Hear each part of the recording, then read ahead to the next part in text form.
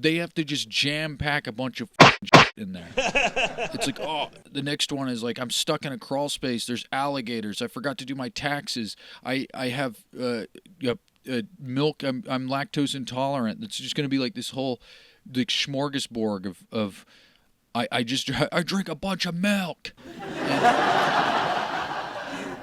I'm dying. I don't know.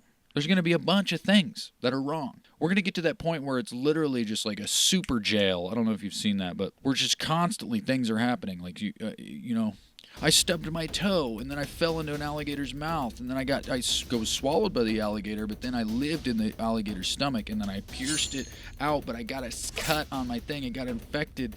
A worm burrowed in there after I killed the alligator and I got out, and then I have this parasite and then I'm dying in the Amazon, and then the Amazon I finally heat it, the worm comes out, but then I burn myself. The burn becomes painful, and then I gotta wrap it in some sort of medicinal super leaves, and then I get attacked by a cannibalistic tribe, and then they take me in there, and then I become one of them, and then I get a bloodlust for human meat, and then I have this cannibal problem.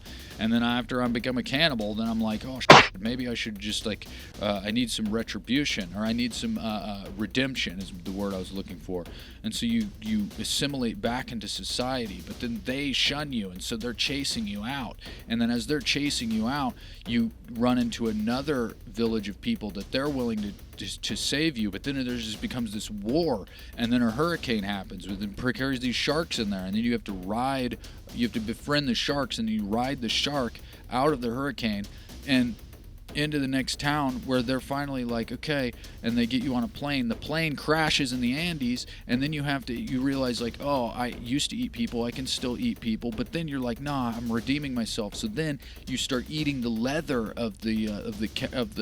you start eating the leather and the stuffing, but then you get a fucking bowel obstruction, and then you have to go to the vet,